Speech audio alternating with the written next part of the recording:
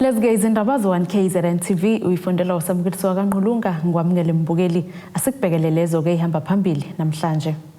Icosatu Ithi Ayihlangene Nemashi Yakusasa Eff Imashele Esishayamthetho kanti umfolozi ukhuthaza inhlanzeko. Umfelandawonye wezinyunyana zabasebenzi Icosatu kulesi sifundazwe ithi nakube ngahambisani ke nentengo yezingbowa phansi kodwa ke abayona ingxenye yokuvala kwezokulindele ukuba kwenziwe kusasa. Ekhuluma ke nezimba lezindaba ngohlelo lozokuxhumana unobhalo walomfelandawonye Edwin Mkhize uthi kazikho izingxoxo ababenazo nezihlako kuthiwa ke zihlela lombhidlango. Kusenongabazana mayelana nokuvalwa kwezwe osukwini lakusasa ngenxa yokungenami ngokunyaka petrol oyela osokwenza izinga lokuphila kwabantu labanzima.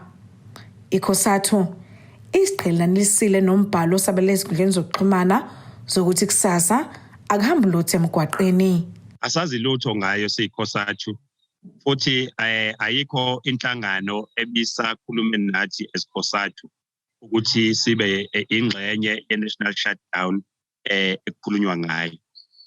Ngingakubeka nje ukuthi esikwaziyo esiYicosatu mhlambe also the reason why mengabe inhlangano ezithize zimobilize into ye-national shutdown zikhuluma ngento ye-fuel price increase zikhulume ngeYicosatu ingoba siyaziwa njengeYicosatu emlandweni okulwisana nezinto ezifana njenganalezi zokukhuphuka kopetrol ekulwisaneni nezinto ezifana nokukhuphuka kwezinto ezifana no-VAT. Lo mfelandawonye uthi ungahambisani nakho kakhulu ukunywa kwezinto kodwa imiholo yabasebenzi ibinganyuki. Thina mesikhuluma ukukhuphuka kwe-fuel asikhulumi nge-fuel only, sikhuluma ngeyimali ezikhokhelwa abasebenzi ama-wages nama-salaries ukuthi kukhuphuka intengo yokuphila kukhuphuka upetrol kodwa ama-salaries nama-wages abasebenzi wona awakhuphuki. Instead abaqashi i-government kanye nabaqashi kwi-private sector balwisana nama-trade unions ekuyiwona akhulumela abasebenzi ukuthi kukhuphuke imali, abafuna ukukhuphula imali zabasebenzi bathi imali ayikho. Okunye abakuvezile ukuthi bona banezinhlelo zabo zokuhambisana nokunyusa ka-oyela abazozenza maduze. siYicosatu namanje sizimisele futhi ukuthi siliveze ulaka lethu silwisane nokukhuphuka kwentengo kapetrol. Next week Friday into esiyaziyo ukuthi thina esiYicosatu sinohlelo next week Friday 17 June Friday next week sinohlelo lokuphuma njenge province yaKwaZulu Natal sibe seAladini silwisane nako ukukhuphuka kwefuel. Kusenjalo nenhlangano ebembwini amatekiso kuSantakho kulesi sifundazwe iveza ukuthi ayihlangene nokuzokwenziwa osukwini lakusasa izithuthi zobe isebenza njengenjwayelo yize naye ingahambisani nokunyoka amanani ezongbewa phansi. Kutebo Sibisi eThekwini. Imashele Esishayamthetho KwaZulu Natal abafundi abangaphansi kwenhlangano yabafundi edla ngakhezo linye ne-EFF kwisikhungo semfundo ephakeme i-UKZN eMgungundlovu. Laba ke be-EFF Student Command bakhala ke ngokushawa indiva enyuvesi bathe sekukaningi ke bedlulisi izikhalazo zabo kepha ke abazitholi izimpendulo. Imashi ke isuke esangweni lale nyuvesi eScottville yaqhutshwa ke ofinyelela Esishayamthetho lapho bebehambise khona ke uhlu lwezikhalazo zabo abafundi.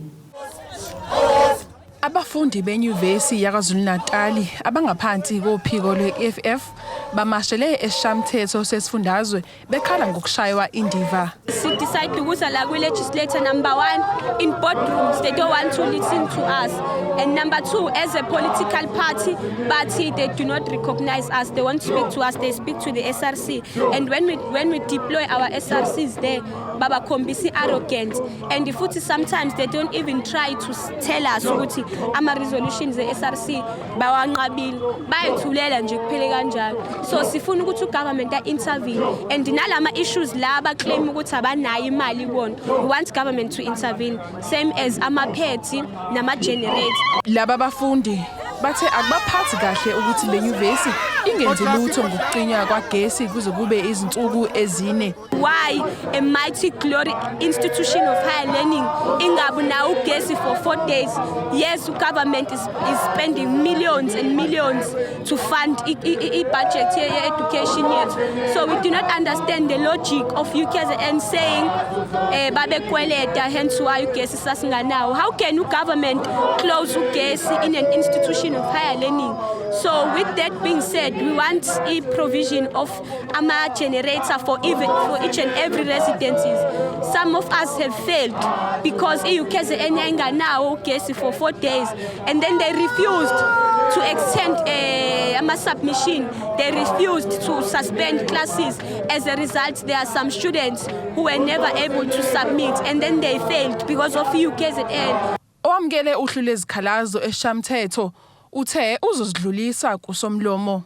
Well, on behalf of the institution, I'm accepting the memorandum on behalf of the Speaker's office, and it will be relayed to the Speaker, and probably a response will be forthcoming from that office in response to the memorandum. Kanti laba bafundi banikeze Esishayamthetho amasonto amathathu ukuphendula izikhalazo zabo.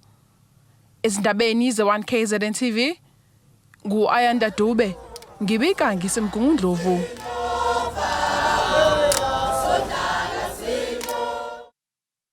Imeya kamasipala uMfolozi enyakatho nesifundazwe KwaZulu-Natal uXolani Bhengu uthe kubalulekile ukuthi umphakathi ukhunjuzwe ngokubaluleka kokugcina imvelo ihlanzekile.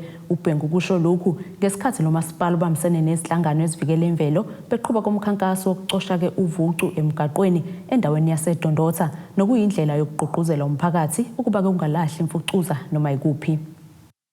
Izinhlaka ezahlukene zomphakathi ziholwa oyimeya womasipala uMfolozi enyakatho nesifundazwe KwaZulu-Natal ziphumeke umkhankaso wokukhuculula indawo yaseDondotha njengoba becosha imfucuza elahlwe abantu emgaqweni nokulimaza kakhulu kwemvelo phinde kube nomthelela ongemuhle kwimpilo nje yabantu. Endaweni esihlala kuyo nesiphila kuyo asiqinisekise ukuthi siyayihlena kungabi lula nje ukuthi umuntu alahle udoti. Cishe ma uyayibheka le ndawo esikuyona njengamanje la eDondotha ila omkhulu nogogo bethu no auntie no mzala la okhola khona impesheni nabo bathola khona ucosha amathuba omsebenzi oba ila badayisa khona. Kodwa umyalezo ukuwona sizowushiya lo othi uma sesidayisile sadla asingabe sakulahla phela phansi kodwa asibe nendlela yokuthi siyaqoqa. Nathi siwumasipala ke sizobalekelela ngoba siyabona ukuthi kufanele sibe nohlelo lokuthi kube nemigqomo esizoyibeka la labazokwazi ukuthi balahle khona udoti. Izinhlaka ezahlukene nazo ke sibambe iqhaza kulomkhankaso njengoba zisho ngazilinye ukuthi ke imphakathi kumele ke ifundiseke ukuthi ke ingayilahli noma ikuphi imfucuza. Imali bigcwele ikhotha igcwele eduze komgwaqo. Lawo mabhodlela angarecyclishwa ahanjiswe mayise recyclishiwe lo wahambisile bayawakala athola imali kube khona isinkwa etafuleni. Kuyintokozo kithi ukuthi sibela siyawukhuthaza impela umphakathi ngo-waste management. Sisebenzisana nomasipala ngoba umasipala wasemakhaya lona i-environment ayinakiwe ngaleyo ndlela nabantu abafundisekile ngokuthi udoti bawulahla kanjani nanokuthi kufanele bawusebenze kanjani lo nomunye or reusable because kubalulekile ukuthi sifunde. Organization sizela sizolela nomasipala ekuthenini sikline umphakathi wangakithi la eWard 9 eDondotha ekubukeleni thini ke sihlezi buka kungcole kakhulu lana ekubeni kwindawo kakhulu la kholela khona ogogo. Umphakathi ukujabulele kakhulu ukuthi kube nomkhankaso ofana nalona njengoba ke uvuselela inhlanzeko ezindaweni abahlala kuzona nokuzokwenza ukuthi ke isimo sabo sempilo sibe ngconywana njengoba bethi ke baphela ngokugula nokungenzeka ukuthi kudalwa yiyo lemfucuza. Ngithi sobonga la esikwenzelwe imeya iyosikhombisa inhlazeko le ndawo ke kwaMthetho. Lokho kwenzeka namhlanje siyaqala nqa ukubona kwenzeka. Sithi ayikhulu umasipala ekhulu nomsakazo lo khona lokho senza khona namhlanje siyaqala impela kwenzeka lokwenza khona. Sithi asitakwande ungabuyele emuva. Uqhubeke nani niphile kuphila wonke umuntu ngoba lokho nosikila namhlanje nokungcola nokugula kuzokwehla. Asike sithi shelele eyitolo sobuya siqhubeke nazo indaba zethu.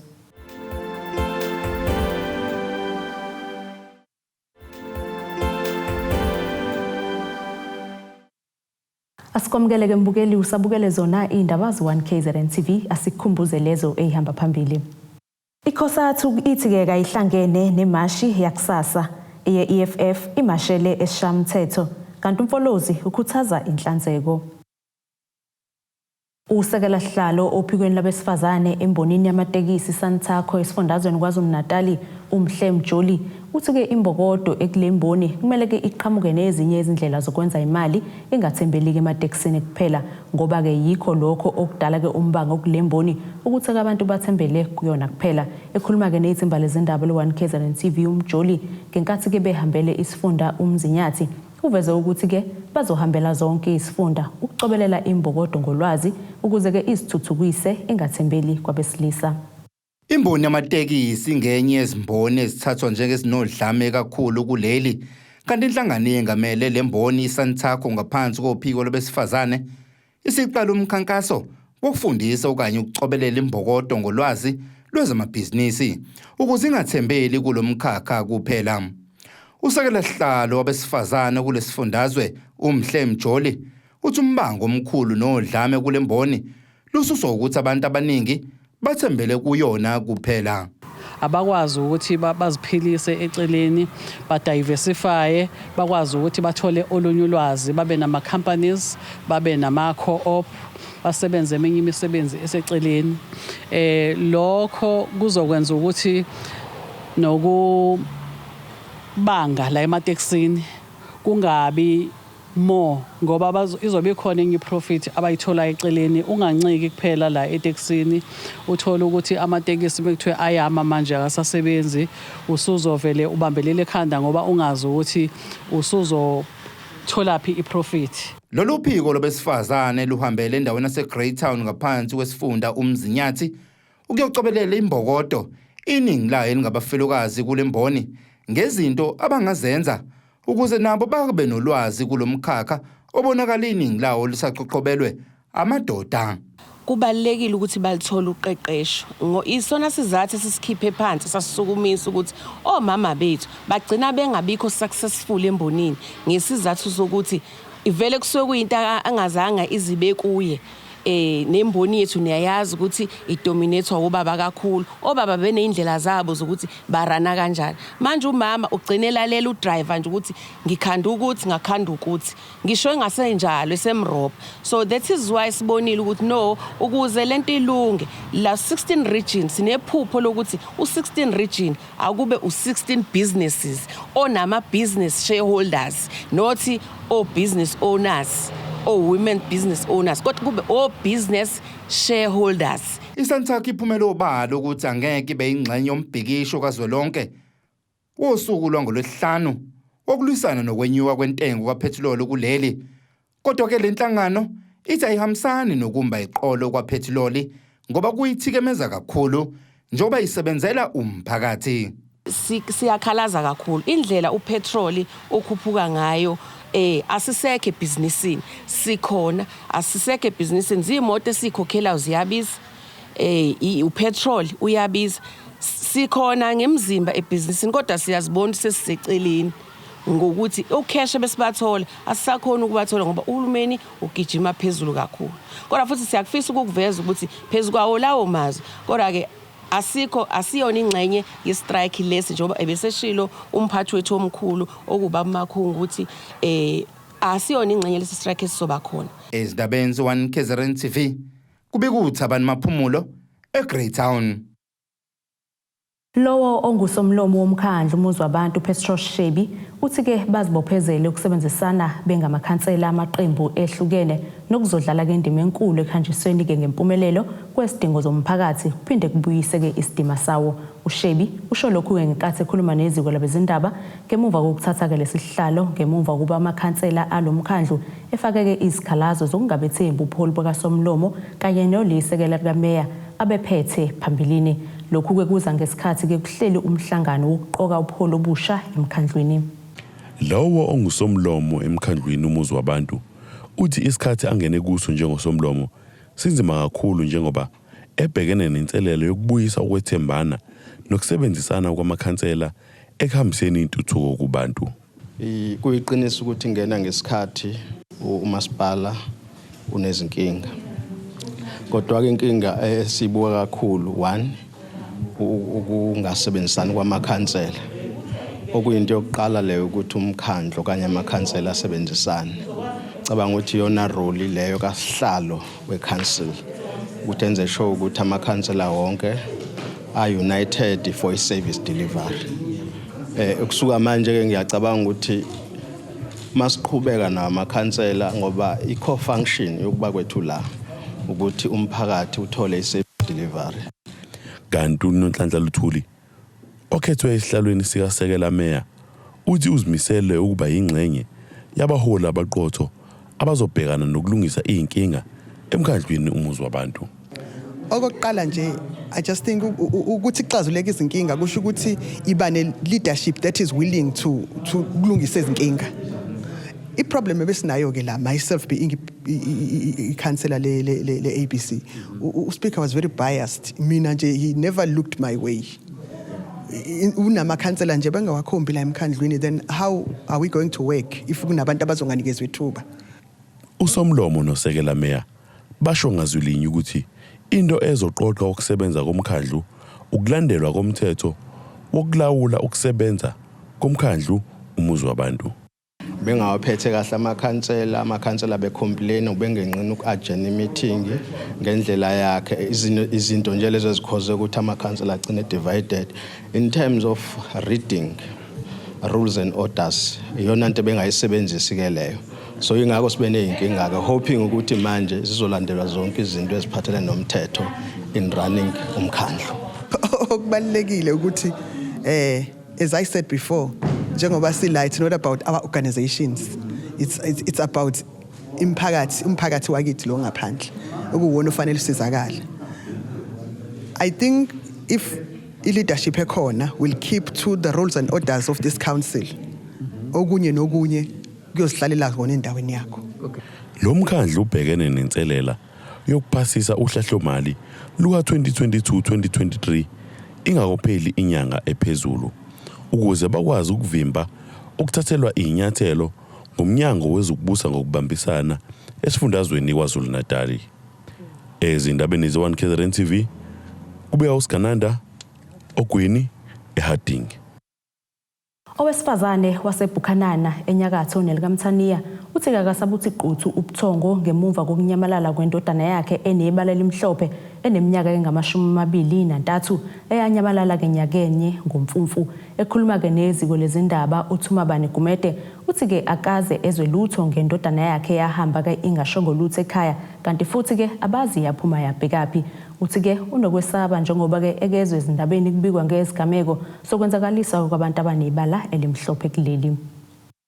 Isaguga saseBukhanana enyakatho nelikaMthaniya sithi asisabuthi quthu ubuthongo ngemuva kokunyamalala kwendodana yaso enebala elimhlophe uSibonelo Biyela oneminyaka engama-23 angazi yaphuma yabhekaphi njengoba yanyamalala nyakenye ngomfumfu. Ekhuluma neziko lezindaba uveza ukuthi ayikho ingxabano yabakhona kuyena okanye emndenini nendodana kodwa usezame yonke into ukumthola kodwa imizamo yakhe ayiphumeleli. Ngadukelwa ingane iduke enyakeni odlule kodwa usuphela ngoba sasenza idokofela ngaleso sikhathi usuphela unyaka odlule. Lokho yahamba ke ududu angiyazi ukuthi yasho naphi. Ibalalayo ilaba abantu laba bamhlophe imhlophe ibalalayo eyomfana. Manje ke ngiyakhala ngoba angazi ingiyokugcina einganeni zami eyokugcina einganeni zami. Manje ngiyakhala ngoba angazi ukuthi yasho naphi angizwa nangandaba ukuthi isekhona noma yikho. Ekhukhuleni eyikhona engizizwa eintabeni to emathekwini ukuphi ngiyakhala ngalengane ngiyakhala ngoba usuke engcono sukumbeke ngaphandle angiyazi nokuthi yathatha indlela eshonaphi uyaqala nqa ukuthi ehambe ngoba bengaze ngahamba ngisho ehambile bebuya naye indlu yakhe ngihambe nginomnqonqoza mbuzo ukuthi ufikile ehene mama ngifikile uyaqala nje nqa ukuhamba kanje akaze sixabane akaze kube njani akaze kwenziwe lutho nje. uMagumede uthi udaba lokunyamalala kwendodana yakhe walibika emaphoyiseni. Uveza ukuthi okumphatha kabi kakhulu ukuthi kwaba nezikhukhula kanye nokubulawa kwabantu okubikwa mihla namalanga ezindabeni njengoba engazi noma indodana yakhe isadla nhlavana yini. Kodwa eProtest khona ngaye baze bathi angofika nani nesithombe sakhe nepasi lakhe. Ngisaba ngoba phela ngiyazi ukuthi vele bangabantu vele abahamba beduka abahamba beduka. Manje yikho ukusaba kwami ngoba enhlizweni yami ngiyini ukuthi nje ushutha akasekho ngoba ungcono ube mnyama akamnyama. Manje yikho ke ngeke kungisabisa ukuthi angikhumbula ukuthi ukhona noma kunjani ngoba ngisho ngizwa angizwa nje. Ngiyacela nje ukuthi ombonayo engisize ngokuthi engiduduza umoya wami ngoba angilali kuze kuse nje ngihleli ngibhekile ngiqalaza yena. Ombonayo engisize engiduduze nje ukuthi bayambona endaweni ethiyo noma ukuphi noma eqhamuke kakodwa nje bese buye sehamba ke. Ezindabeni ze1Kzntv kube kuzamando Sicele ngiseBukhanana. Asiphinde sithi shelele ezitolo sobuya ke siqhubeke nazo futhi indaba zethu.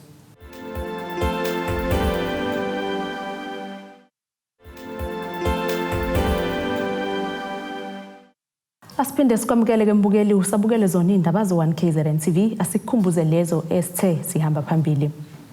Icosatu Ithi Ayihlangene Nemashi Yakusasa Eff Imashele Esishayamthetho kanti umfolozi ukhuthaza inhlanzeko.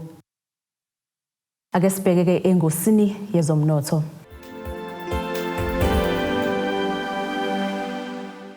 Irandi lakuleli li-15.28 maqhathaniswa nedola laseMelika, libo 19.14 maqhathaniswa nopondo waseBritain, libo 16.37 maqhathaniswa ne-euro yase-Europe. Igolide lona libo $1,850.26 ounce, kuthola ngahluziwe wona ubu $123.58 umphongolo.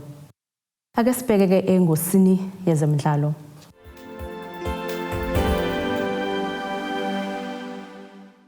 Iqembu leSuperSport United limatasa ke liphuma umkhankaso wokuthungatha umqeqeshi walo omusha kulandela kakukhonjwa indlela kobe liqeqeshe uKeitano Tembo emva kokungenzi kahle kweqembu. Kumanje ke leli qembu izitambo zokuqeqesha kulona zisabanjwe uAndre Arenze oqedeke imidlalo ebisisele yeligi naleli qembu kusizini ka2021-2022. Amagama ke Ocean Bartlett kanye noClinton Lassen ayavela kumagama ezikhulu zaleli qembu ezingaseke zibanike lo msebenzi. Kanti ke negama likaFatu Davids obeliphini lomqeqeshi ku-Orlando Pirates liyavela. Nasike isimo sezulu esingalindeleka.